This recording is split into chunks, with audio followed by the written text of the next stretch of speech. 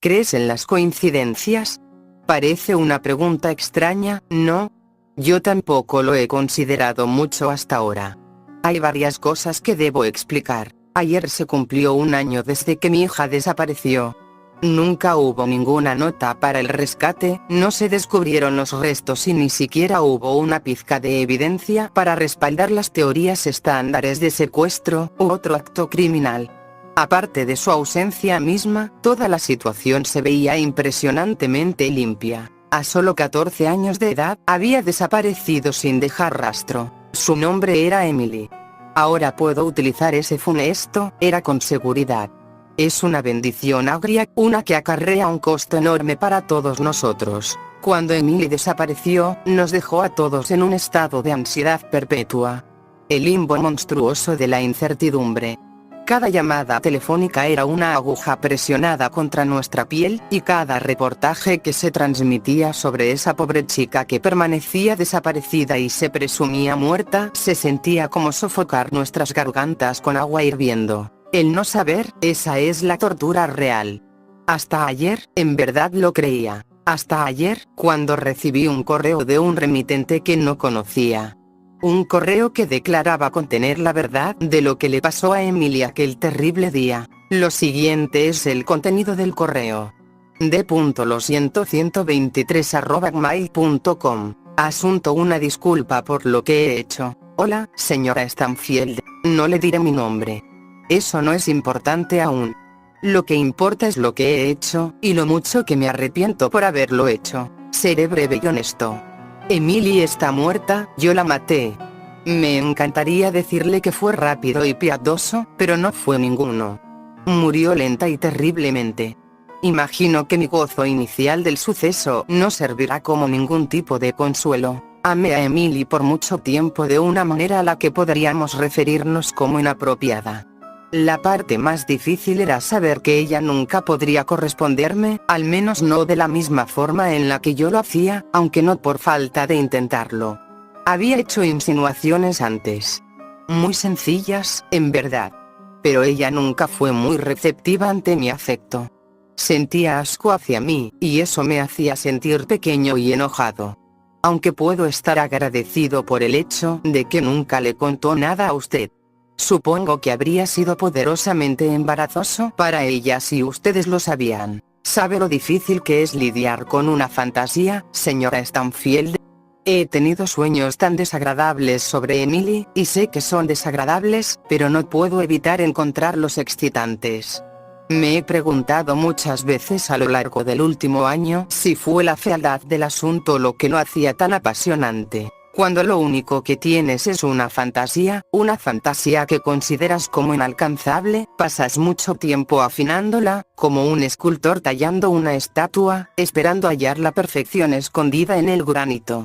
No importa cuántas veces aflojes las válvulas secretamente con tus manos, eso solo apagará la fantasía, pero no la destruirá, no la puede destruir. Solo obtiene otro componente. Quizás son otros 15 minutos de tortura, otro grito. Quizá es una herramienta diferente que se añade a la caja. Para cuando la fantasía ha llegado a su punto de ebullición, es muy compleja como para ser satisfactoria si solo se mantiene en la forma de un juego de pensamientos. Tienes que convertirla en carne. Cálida y gratificante carne. Y lo hice, señora Stanfield, en verdad lo hice. Debo ser honesto, no fue tanto sobre querer vivir la fantasía, fue sobre querer saber si tenía en mí la voluntad de llevarla a cabo. No había dignidad en sacar placer de conjeturas violentas, pero sí lo había en poder decir que tuve el coraje para hacer la única cosa que le podría dar propósito a mi vida. Y hoy, hace un año, demostré que sí tenía el coraje. Mis pequeñas indiscreciones estaban en el pasado. Fui paciente, como un cocodrilo, y jugué el juego largo. Hice que Emily confiara en mí de nuevo con el paso del tiempo. Dejé que se sintiera cómoda cerca de mí, que bajara su guardia. Iba caminando hacia la escuela cuando al fin tomé la oportunidad para hacer mi jugada. Había seleccionado de antemano una cabaña malgastada en el bosque. Preparé unos grilletes e incluso encendí unas cuantas velas para efectos románticos.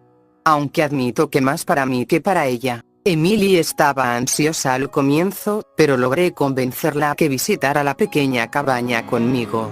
Detrás de nosotros, la puerta ya había sido cerrada con seguro antes de que ella viera la pistola que yo sostenía. Pero cuando lo hizo, se portó bien y no gritó. Debo decir que estaba un poco decepcionado por eso. No soy un pornógrafo, así que no seré atroz con los detalles de lo que hice. Estoy consciente de que fue perverso, pero poco importa el viento cuando eres un huracán.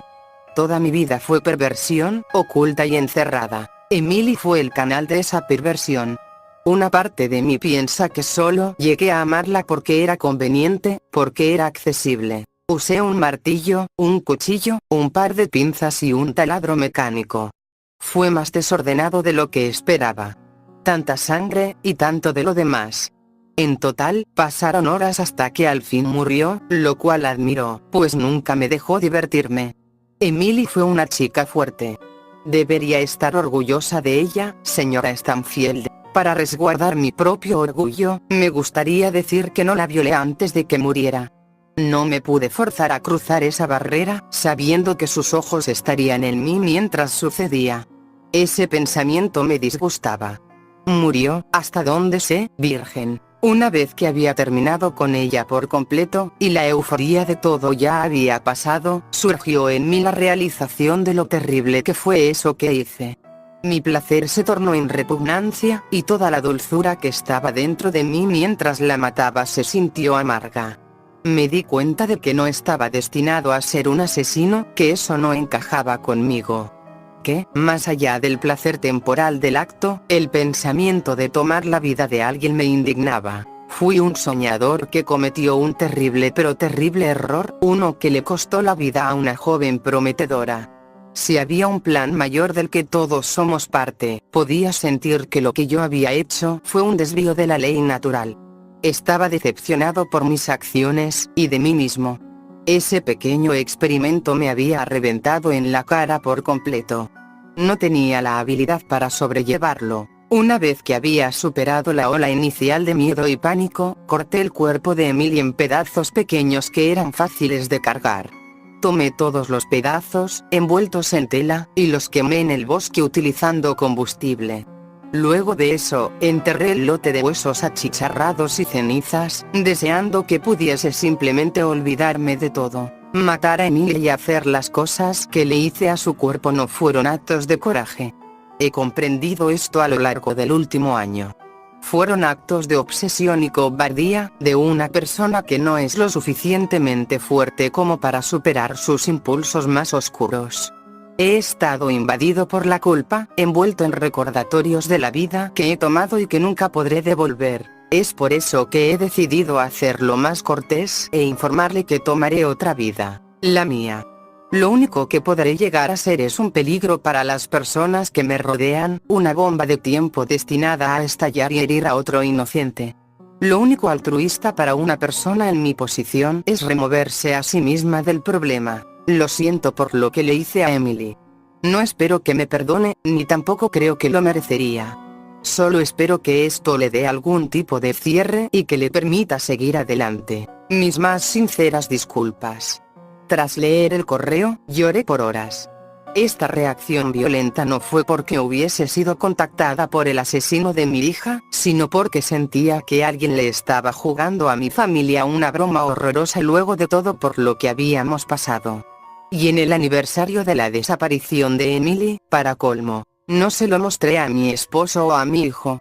Cargué con la cruz por mi propia cuenta y vestí un rostro valiente para ellos, sabiendo que el aniversario era duro para todos. No dejaría que el monstruo al otro lado de ese correo destruyera a mi familia. Pero esta mañana escuché un disparo sonoro desde la habitación de Joseph, mi hijo. Para cuando mi esposo y yo forzamos la puerta, era muy tarde. De alguna forma, había conseguido un arma y se disparó en la frente. Así que, con esto en mente, te lo preguntaré de nuevo. ¿Crees en las coincidencias? ¿Crees en las coincidencias? Parece una pregunta extraña, ¿no? Yo tampoco lo he considerado mucho hasta ahora.